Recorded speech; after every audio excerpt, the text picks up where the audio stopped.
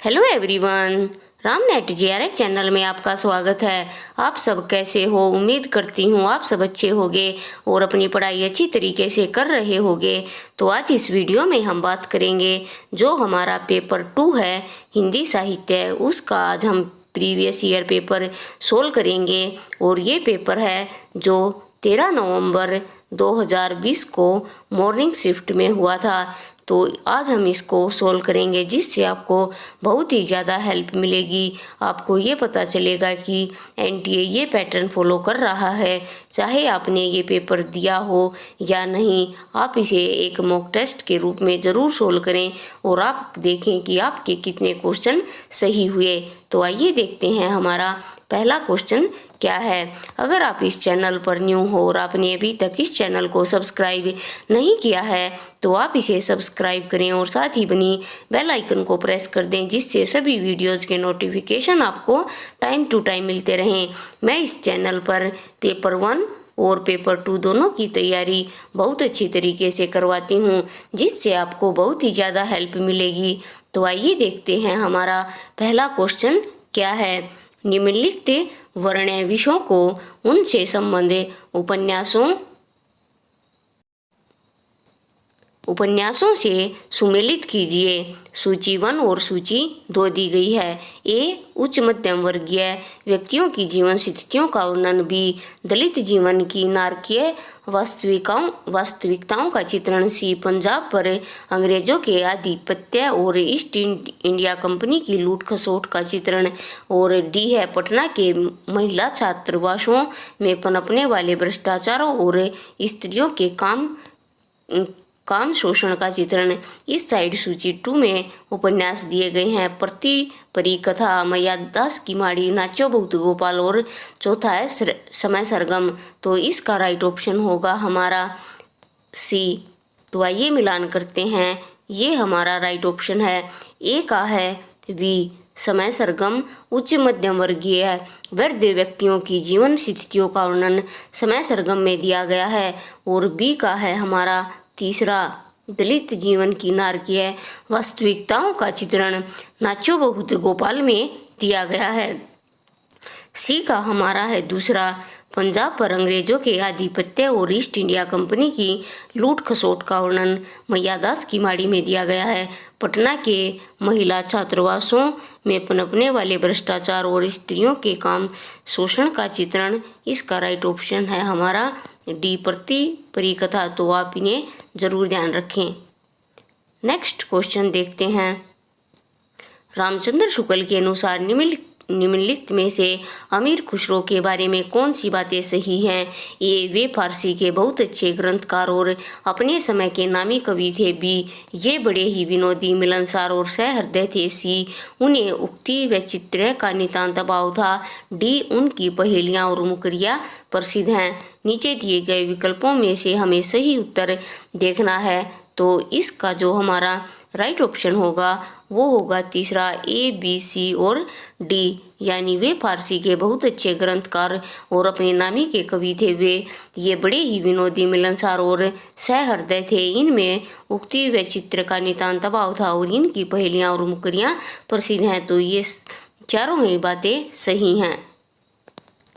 Next question है तीसरा, मन्नू भंडारी द्वारा रचित उपन्यास नहीं है। ए महाभोज, बी आपका बंटी, सी शैलूष और डी बसंती। तो इसका राइट ऑप्शन होगा हमारा सी और डी। तो इसमें पूछा गया है नहीं है, तो राइट ऑप्शन है सी, नहीं है सी और डी। शैलूष और बसंती ये मन्नू भंडारी के उपन्यास नहीं हैं और ये दोनों ही हैं। तो आप इन्हें याद रखें।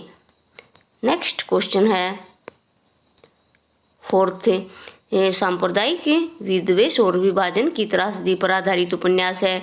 ए आवारा मसीहा, बी महाबोध, सी तमस और डी झूठा सच। नीचे दिए गए विकल्पों में सही उत्तर हमें देखना है। तो इसका राइट ऑप्शन होगा हमारा 4, सी और डी। सी और डी ये दोनों ही उपन्यास सांप्रदायिक विद्वेष और विभाजन की त्रासदी पर आधारित हैं।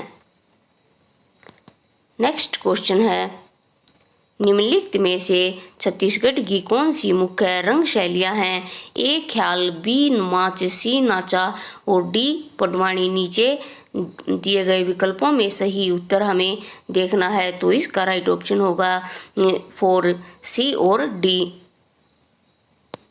सी और डी, नाचा और पंडवानी, ये छत्तीसगढ़ की मुख्य रंग शैलियाँ हैं। नेक्स्ट क्वेश्चन है, शकुन और डॉक्टर जोशी के अंतर संबंधों पर आधारित कथानक किस उपन्यास में प्रस्तुत किया गया है? ए आपका बंटी, दूसरा है महाभोज, तीसरा है टूटा हुआ इंद्रधनुष और चौथा है तीसरी बौछार। तो इसका राइट ऑप्शन होगा हमारा पहला आपका बंटी। आपका बंटी में शकुन और डॉक्टर जोशी के अंतर संबंधों पर आधारित कथानक को प्रस्तुत किया गया है। नेक्स्ट क्वेश्चन है, साधो देखो जग बोराना, साची कहो तो मारन धावे, झूठी जगपतियाना, हिंदू कहते राम हमारा, मुसलमान रहमाना, आपस में दो लड़े मृत्यु है मरम कोई नहीं जाना। उपरोक्त पंक्तियों में कबीर कौन सा कबीर का संदेश नहीं है? तो सातवें का हमारा राइट ऑप्शन होगा पहला, ये दोनों ये नहीं है। सांप्रदायिक सौहार्द और धार्मिक सद्भाव और फोर्थ है केशवरवाद की प्रतिष्ठा, ये तीनों नहीं है। इसका राइट ऑप्शन है पहला। नेक्स्ट क्वेश्चन है, मानस का हंस उपन्यास के पात्र नहीं है। पहला है बेनी माधव पंडित गंगाराम, दूसरा है गंगेश्वर मंगलू, तीसरा है वीरपाल सिंह जाह्नवी और फोर्थ है नंददास शिवचरण वैद्य। तो आठवें का हमारा राइट ऑप्शन होगा तीसरा, वीरपाल सिंह और जाह्नवी, ये मानस के हंस के पात्र नहीं हैं और ये तीनों हैं।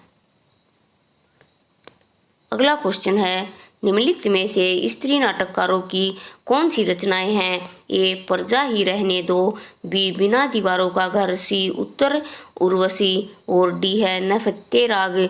तो नीचे विकल्प दिए गए हैं, तो नौवें का हमारा राइट ऑप्शन होगा 3 बी और डी। बी और डी, ये स्त्री नाटककारों की रचनाएं हैं, बिना दीवारों का घर और नैफत्य राग। नेक्स्ट क्वेश्चन है, निम्नलिखित में से टी.एस. इलियट की पुस्तकें हैं? A science and poetry, B the sacred wood, C the making of literature, D the waste land. नीचे दिए गए विकल्पों में सही उत्तर हमें चुनना है, तो 10वें का जो हमारा राइट ऑप्शन होगा वो होगा दूसरा, बी और डी। बी और डी, द सेक्रेट वुड और द वेस्टलैंड, ये टी.एस. इलियट की पुस्तकें हैं। अगला क्वेश्चन है, निम्नलिखित में से किस बिंदु पर महात्मा गांधी और डॉक्टर भीमराव अंबेडकर के बीच मतभेद था? ए अहिंसा, दूसरा है अलग मतदाता सूची, तीसरा करुणा और चौथा है लोकतंत्र। तो इसका राइट ऑप्शन होगा हमारा दूसरा, अलग मतदाता सूची। नेक्स्ट क्वेश्चन है, चंद्रगुप्त नाटक में चाणक्य की संवाद उक्तियां निम्नलिखित में से कौन सी हैं? ए संसार भर की नीति और शिक्षा का अर्थ मैंने यही समझा है कि आत्मसम्मान के लिए मर मिटना ही दिव्य जीवन है, बी समझदारी आने पर यौवन चला जाता है, सी महत्वाकांक्षी का मोती निष्ठुरता की सीपी में रहता है और डी एक अग्निमय गंधक का स्रोत आर्यवर्त के लो अस्तागार में घुसकर विस्फोट करेगा। तो इसका राइट ऑप्शन होगा हमारा दूसरा, बी और सी। बी और सी, ये दोनों ही चाणक्य के संवाद हैं। नेक्स्ट क्वेश्चन है, आवारा मसीहा किस साहित्यकार की औपन्यासिक जीवनी है? ए बंकिम चंद्र, दूसरा है रविंद्रनाथ टैगोर, तीसरा शरतचंद्र और फोर्थ है भूदेव मुखोपाध्याय। तो इसका राइट ऑप्शन होगा हमारा तीसरा, शरतचंद्र। आवारा मसीहा किस साहित्यकार की औपन्यासिक जीवनी है? तो शरतचंद्र की।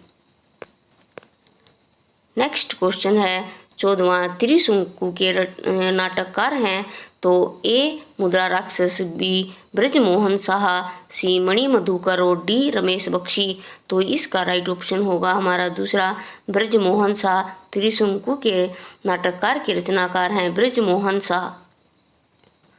अगला क्वेश्चन है, 15वां आधुनिक ईरान की पृष्ठभूमि पर रक्त रंजित क्रांति का चित्रण प्रस्तुत में से किस उपन्यास में किया गया है?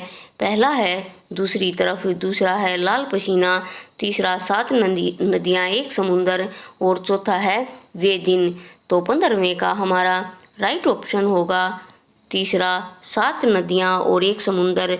यह आधुनिक ईरान की पृष्ठभूमि पर रक्त रंजित क्रांति का चित्रण इसमें दिखाया गया है।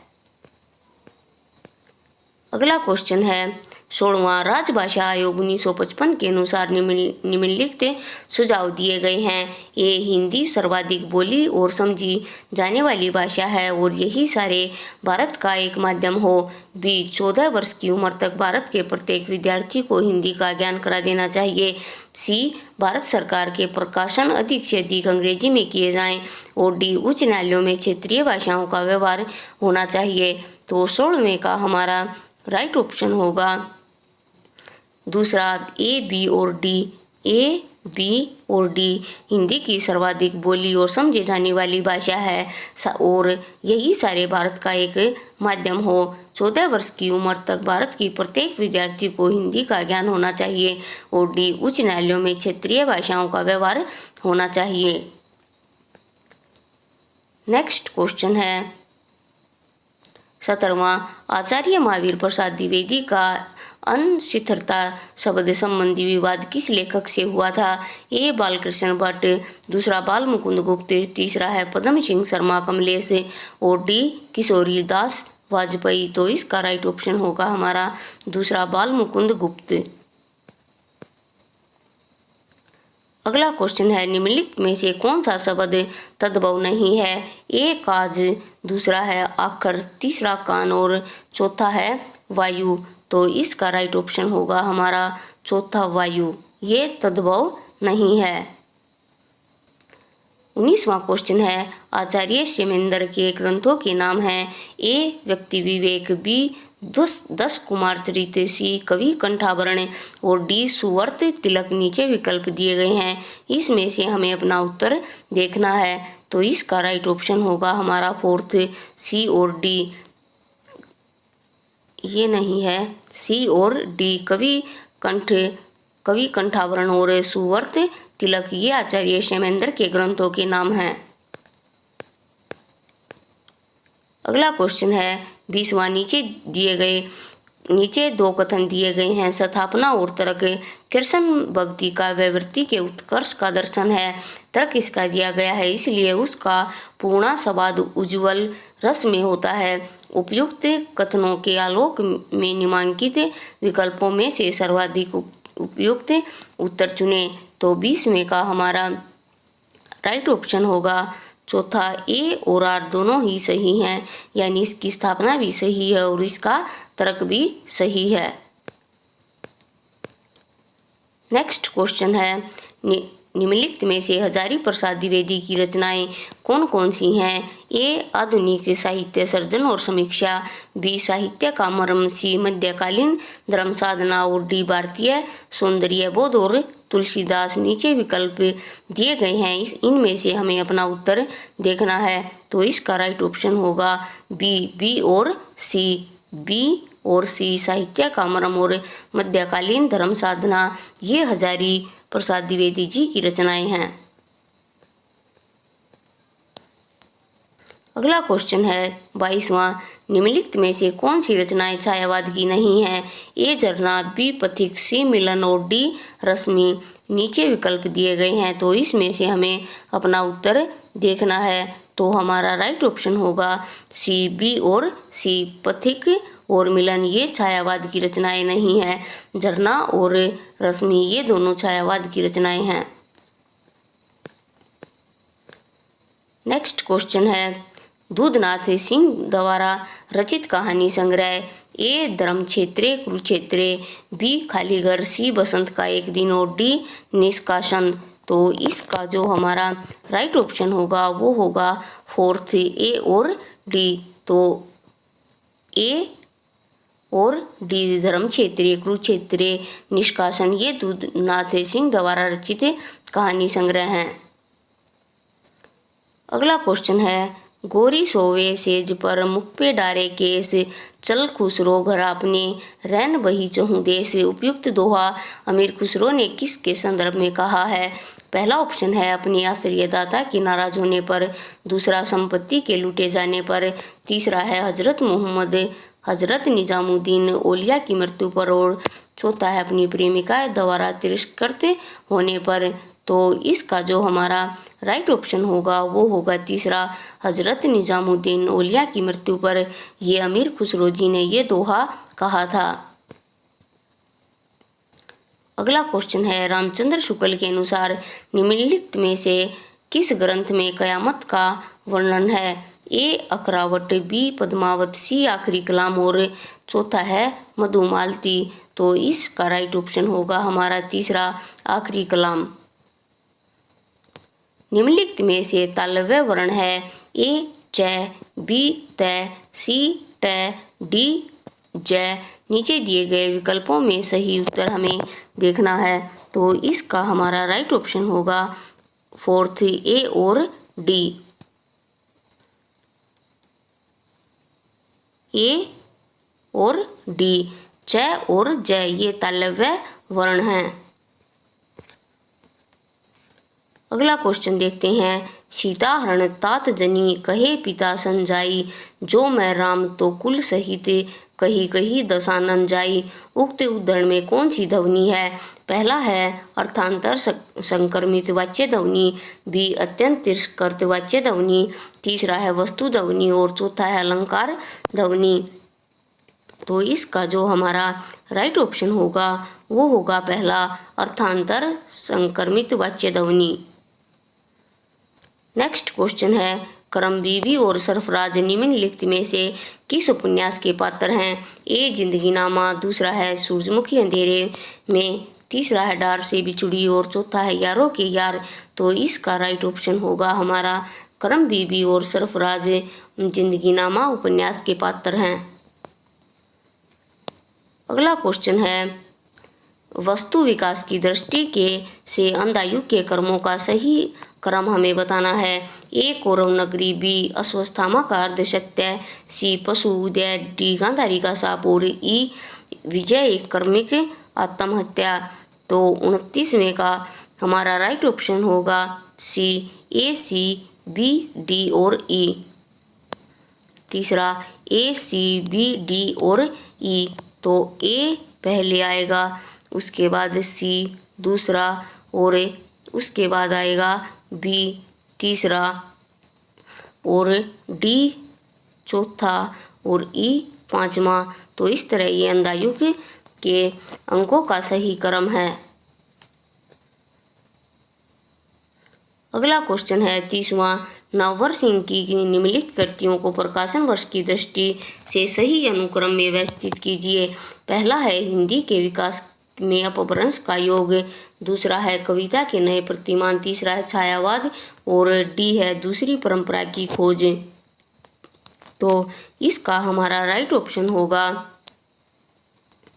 फोर्थ, पहले आएगा ए, उसके बाद आएगा सी दूसरा छायावाद और बी तीसरा कविता के नए प्रतिमान और लास्ट में आएगा दूसरी परंपरा की खोज।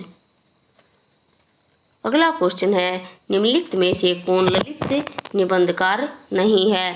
ए रामचंद्र शुक्ल, बी हजारी प्रसाद द्विवेदी, तीसरा है विद्यानिवास मिश्र और चौथा है कुबेरनाथ राय। तो इसका राइट ऑप्शन होगा हमारा ए रामचंद्र शुक्ल ललित निबंधकार नहीं है।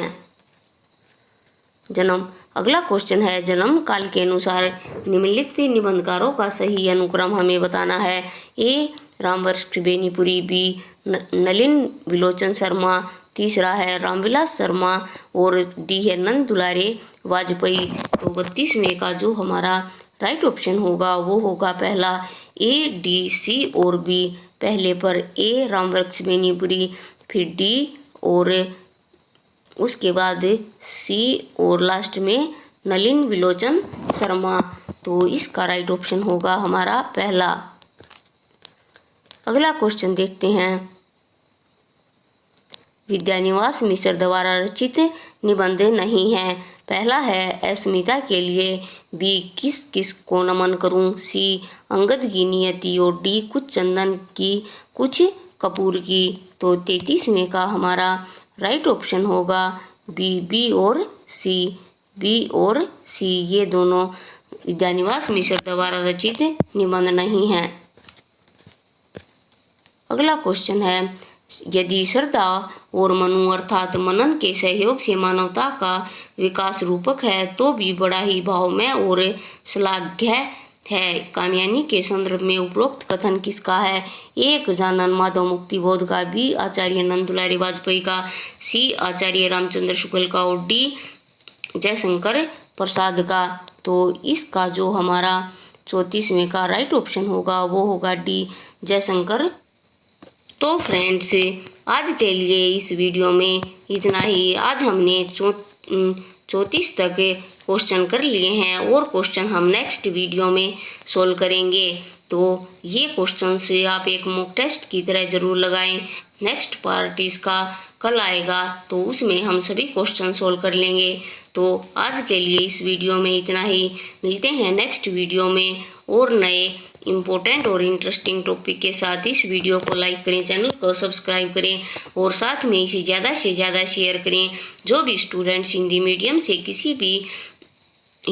से पेपर 1 की तैयारी कर रहे हैं और हिंदी साहित्य से किसी भी एग्ज़ाम की तैयारी कर रहे हैं, सभी को इन वीडियोज़ का लाभ पहुँचे। तो आज के लिए इतना ही। Thank you.